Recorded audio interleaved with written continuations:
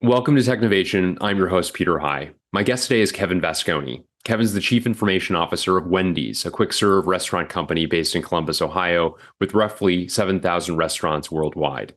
Kevin joined Wendy's roughly 2 years ago, and since then has helped the company define a new global restaurant design standard referred to as Global Next Gen. I look forward to hearing more about what that entails. We will also cover his collaboration with colleagues, franchisees, and customers to enhance the experience of each digitally, among other topics. Kevin joined Wendy's from Domino's, where he was the Global Chief Information Officer for nearly 9 years. These are two of four global CIO roles he's had in his career. Kevin, welcome to Technovation. It's great to speak with you today. Thanks, Peter. It's great to be here. Yeah, well, Kevin, let's begin with your role. You are the Chief Information Officer of Wendy's, a role you've had for about 2 years now. And I wondered if you could take a quick moment and just provide a bit of context as to what the CIO role at Wendy's entails. What's within your purview, please? Yeah, no, I'm glad. I know it's a little different at every company. It seems like if it has a chip in it, I'm pretty much responsible for it, but just about everything has a chip today. But I think, all the traditional CIO responsibilities around enterprise systems, office automation, productivity tools, to our store level systems. We have quite a few stores, as you can imagine, and the technology stack in the store is actually quite sophisticated. And also all of our e-commerce platforms, which includes, our various ways to order, and then the data machine that kind of drives everything behind it. So it's a pretty broad job in terms of there's a lot going on. But I think at most modern companies, the CIO maybe 20 years ago, 25 years ago was kind of back office guy. And to now, today, every company is a technology company. So we all have these really broad jobs. And quite honestly, I love it. I wouldn't have it any other way. It's a great description. I echo that sentiment in terms of the evolution of the role, and great to hear that yours is one that is that evolved role that has that broader set of responsibilities. Talk a bit about. I mentioned you joined roughly 2 years ago. Talk a bit, if you would, Kevin, about the company you found and the tech landscape you found at that time. I'd be interested to understand what foundation was there that you've been building upon. Sure.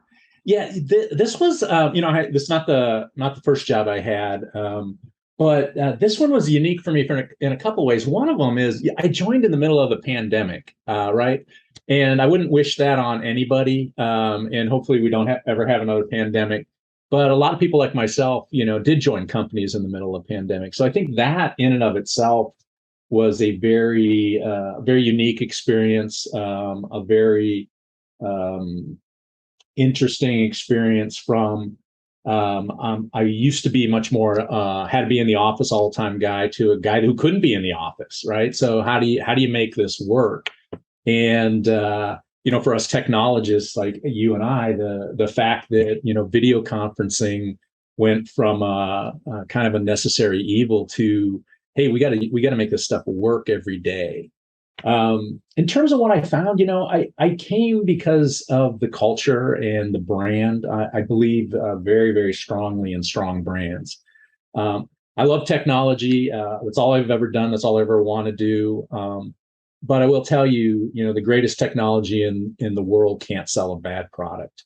So I'm also a product guy. I absolutely positively believe if you've got a really strong product and a strong brand, technology is the force multiplier on top of that. And, I looked at Wendy's, who I joined, as I said, in the pandemic, who was experiencing this pretty significant shift in consumer behavior because of the pandemic, as everybody did, right? It affected all of us in a different way. But, for the Wendy's company, that shift was closing dining rooms, and really trying to leverage the digital assets because that's how the consumer wanted to interact with us. So for me, I think I joined at the perfect time to kind of catch this wave of how the consumer was changing, really kind of dig in and help the Wendy's company really embrace that change. And then hopefully take it to the next level because I personally think these consumer behaviors, and every time we go through this kind of sea change event, and some of them are positive and some of them are negative, I think the consumer behavior stays changed. It may not stay 100% changed, but it never comes all the way back to where we were. And so I look at our consumer today as to me, a pretty radically different consumer than we had 3 years ago. And I think, the companies that figure that out and embrace that, and then take it to the next level are the companies that are going to really be successful. So that's kind of what I found is a company really embracing the change in consumer behavior and having this thirst or desire to go figure it out, which is a lot of fun. It's a lot of fun. Yeah, it certainly sounds like a lot of fun and a lot of room for innovation as a result of that as well. Kevin, talk a bit about, as you were learning about the evolving needs and safety concerns and all sorts of things that became relevant during the pandemic. Talk about how digital became a source of innovation, a source of different interaction with, as well as delivery to your customers, among a variety of ways in which digital was playing a significant, impactful, source of value for the organization and for its customers. What are some things that are top of mind there? Yeah, no, definitely transformational, without a doubt. It's it kind of goes back to how we started the conversation. With video conferencing going from something we only did when we had to now we have to do it all the time. Look, our consumers clearly spoke to us and said, we want a digital experience. We want to be able to interact with the company in a way that has less friction, that is seamless and quick and intuitive. And oh, by the way, I have one of these, and everybody in my family. It's a little blurry there. It's a cell phone, obviously. Everybody in my family has one of these. So why don't you use that to talk to me? Because that would be a pretty common way to do it. And I think we've really been able to take advantage of that. But the one thing, if I could take a slight step back, Peter, is the other thing I think Wendy's has done during the pandemic and coming out of the pandemic, and I think going into the future is take a step back and say, it's not just about technology. It's not just about the digital experience. It's a holistic experience. Because if we get digital right and you go into our store and you have a bad experience picking up your digital order, or if we get digital right and the third-party delivery aggregator messes up your order, or they mess it up because we messed it up, that's not a good experience. If our food doesn't travel well, that's not a good experience for you, right? If we have delivery times that are, an hour from when you order, which we don't, but if we did, that'd be terrible. And so we really took and are taking this holistic view that says, yeah, we need a first-rate digital experience. We need a first-rate delivery experience. We need to make sure that the technology delivers the value that the customer wants. But the food's still got to be good. The food's still got to be fresh. And it's still got to be, a value. And one of the things we did had nothing to do with technology. One of the things that for most of our competitors doesn't travel really well for delivery, because delivery is a big part of our business now. Didn't used to be a big part of our business pre-COVID, is French fries. French fries out of the, when you get a French fry out of the fryer in the store, literally, it's probably one of the best experiences you have. I mean, a French fry is a pretty good experience. They don't travel really well. And if you start to take on a significant part of your business to be delivery, you want to have that experience. We actually changed the recipe on our French fry so that we could deliver hot, consistently hot, and a fry that stays hot longer and stays crispy and doesn't get soggy. We spent a lot of time doing that. And the reason I bring it up is while my team was working on the digital experience, we had, our innovation, our food, our culinary team working on, well, how do we get a French fry that's going to deliver well, right? And you bring those two things together. You bring together a very good digital experience. You bring together a delivery experience, and then you bring together an experience that keeps the food at the quality that people used to get when they went through the drive-through. And then all of a sudden, you've got a very holistic approach to the consumer.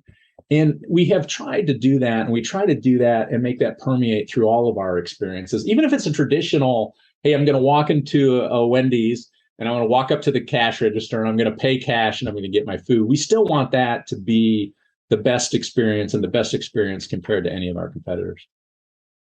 It's a great overview, and I'd love to ask you more about some of what you're doing that operates under the rubric of global next gen. This is a recent announcement from Wendy's, and you're already beginning to allude to some of the things that are under that umbrella. But talk a bit about your vision there and some of the exciting things that Wendy's consumers will begin to experience as a result of this vision.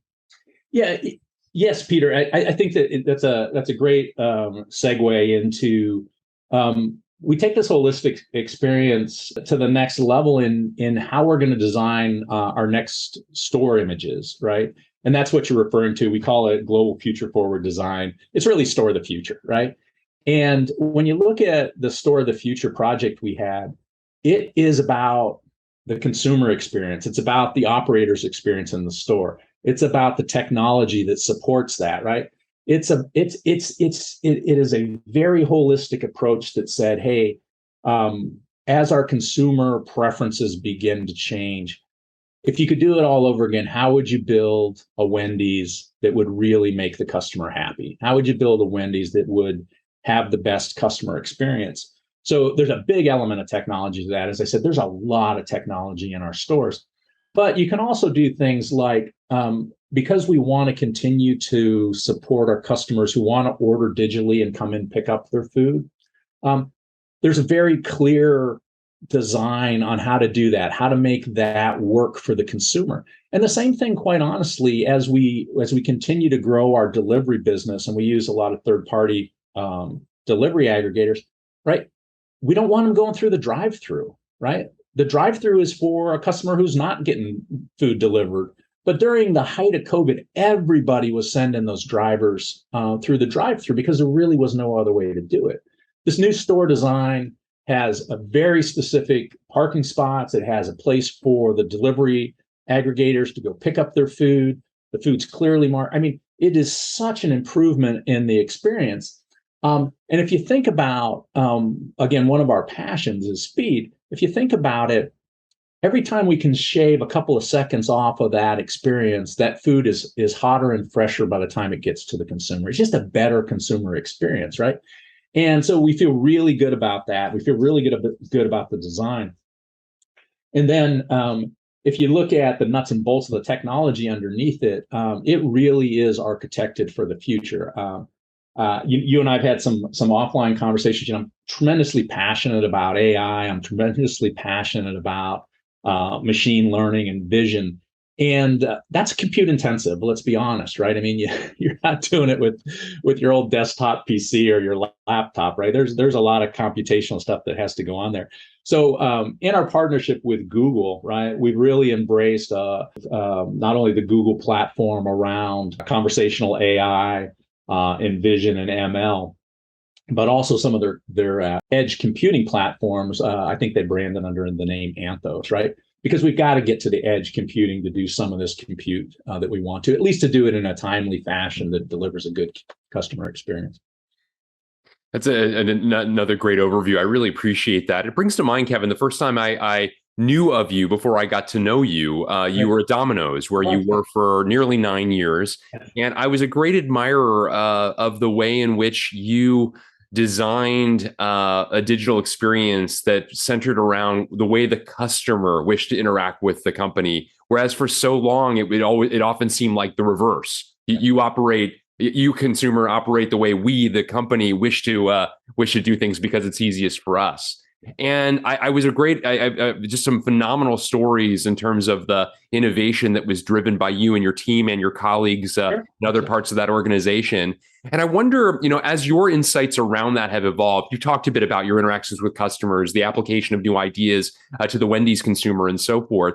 But I wanted to talk a little bit more about that philosophical point as somebody who I think was a pioneer in this way of thinking as to how to understand what works best for each individual and personalizing as best as one can the experience down to the individual level. Yeah, don't know if I was a pioneer, but I was along for the journey. And as you know, Peter, it's a team effort across the board.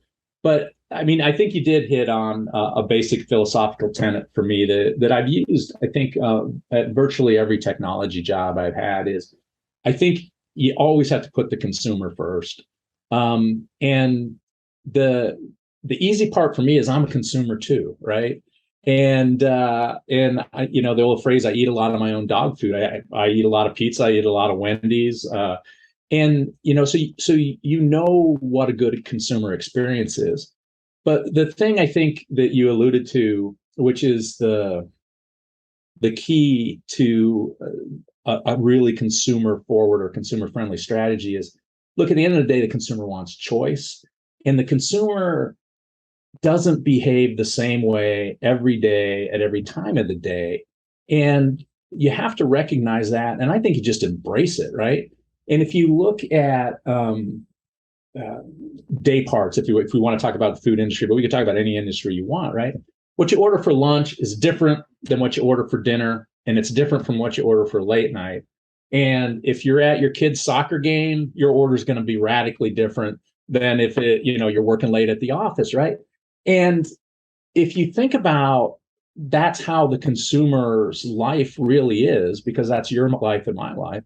Then you start to think about, well, how do I design experiences that no matter what that consumer is doing, they have the best experience with my company? And so it takes two dimensions to me. One of the dimensions it takes to me is let them order any way the hell they want, right? I mean, seriously, to your point, why do we dictate to the consumer how they want to do business with us, especially in a digital world, right? It doesn't seem very customer centric, doesn't seem very customer friendly to me. And so I'm a huge proponent of let the customer choose how they want to communicate to us. And then I think if you just double click on that or peel back just a little bit, then you have to actually look at the UI or the UX, the consumer experience, right? Because just because you're letting them order on the device they want to order, it still has to be the right experience for them. And I look at that in two really broad categories. One of them is speed and convenience, and the other one is probably an extrapolation on choice, right? Look, they call it quick service restaurants for a reason, right? Now, if you go into a QSR restaurant, you want your food quick, right? You want good service and you want it quick, right? So you don't want an application that's got 72 steps in it, and you got to put in your loyalty number and triple verify your credit card. You want it to be a relatively quick experience as long as it's safe, right? So I think speed and convenience and the perception of you're not wasting the consumer's time as you're taking through the journey, right, is also important.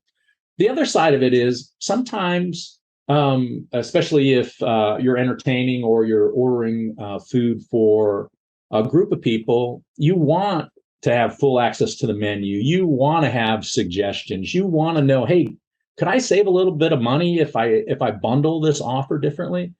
And the interesting thing for me is, it sounds like a 2x2 matrix, but it's not, right? I mean, because depending on what part of the time of the day it is, depending on what your ordering device is, depending on what the occasion is, there's all this complexity that's built into that. And I think the companies that acknowledge that and really try to build a strong consumer experience around that are always going to dominate. And of course, data drives all of that, right? The smarter you can be about how to use data to make those experiences better, in my opinion, the more successful we'll all be. Yeah, great points. And you're right. Innovation is a team sport, as you say. It requires a lot of different collaborations. I want to get into a different collaboration, the ones we've described, and that's with franchisees. Yes. Yours is a business where you've got levels or layers of constituents that you need to bear in mind, and whose experiences you need to you need to influence, but also be influenced by. And talk a bit about that relationship with the franchisees and that influence that they have as you contemplate your roadmap for the future. Yeah. If you haven't been in the franchise business, it's another dimension, right? Because to your point, Peter, they're a customer, right? All the technology I build, at least all the store technology I build, is for the franchisee immediately, and then obviously for the consumer. So I actually enjoy it. The franchisees are entrepreneurial. They tend to be very innovative. They're very focused on their business. And as a technologist, that makes probably about the best partner you can get. And I have a technology advisory council made up of franchisees. I have one here at Wendy's. I had one at Domino's. I've always had them, and they provide extremely useful insight in at least two dimensions, if not more. One of them is, hey, what business problem should I use technology to solve, right? Because as a technologist, I think I can probably go solve just about any problem. That's probably not true, but at least I think I can, right? And left on my own devices, I'll go solve problems because that's what I love to do, right? And I think all of us technologists love to go solve problems. But the franchisees give us that direction to say, hey, this is a problem or this is an opportunity. How can you use technology? Because they're franchisees. They're not hardcore technologists. Most of them, some of them are. How do you use technology to do that? The other thing is I pilot a ton of technology in franchisee stores because their tolerance for things not working is very, very low, right? And I think that is very important in the innovation product development cycle. Is look, I'm a very strong believer in a stage gate process. We use a stage gate process. We need to know as soon as possible whether what we're trying to do is going to bear fruit or not, and whether we should take it to the next stage. And putting it into production in a franchise store with real consumers coming in gives us almost instantaneous feedback. Now, I'm not saying if you throw it away immediately, but you've got a great feedback loop. Both from the franchisee who knows that business and the consumer who's coming in there. And I think if you can iterate very quickly, which we are getting faster and faster on, I think is a core competency as well.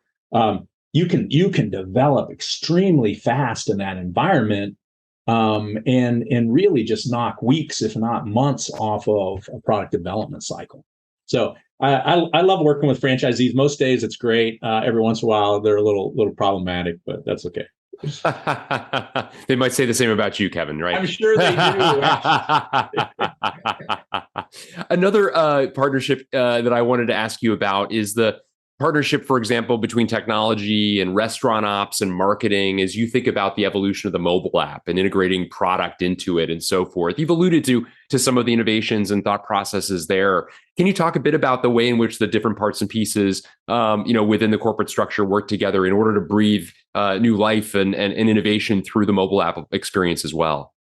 Yeah, probably one of the harder things to do, I think. And I think a lot of companies don't get it right because it is hard, right? And again, I just go back to when it all works, it all looks kind of seamless, and the experiences are all working, and the marketing and branding is working, and the operations are all working. But I think below the surface, there's a lot of hard work going on there, because you have to bring three really kind of disparate organizations. They're all obviously aligned at the corporate goals, but sometimes there's competing priorities.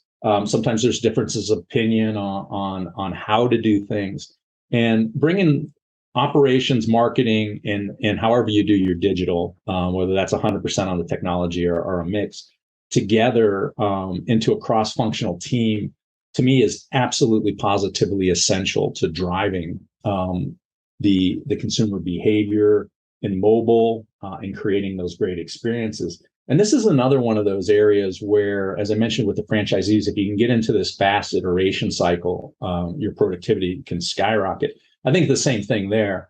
Once those three organizations start to work together and they really get into the kind of the brainstorming, iteration, development phase, all of a sudden, the pace of innovation increases dramatically, and it literally becomes one team, not three separate teams working together. And that's, to me, where the magic occurs. It's really it's quite difficult, just from talking to my peers at other companies to get that synergy. And I don't know there's a magic formula for it. I just know when you see it, you're like, wow, that's pretty cool.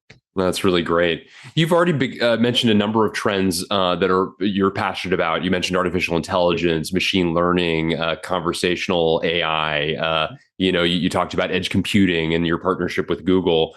I wonder if you could take a moment and maybe talk about one of those, maybe, and talk a little bit more deeply about the application of some of these important technology trends and what you see as the value that Wendy's is likely to derive out of those. Oh, I'd love to. I love to talk about technology. You'll probably have to cut me off, Peter. I think, I do. I follow a lot of technology trends that we both do. You have to in our business. But I think the one that's probably has remained probably over the last couple of years the most exciting for me is conversational AI. And to me, it starts with this fundamental premise that why don't we talk to our computers?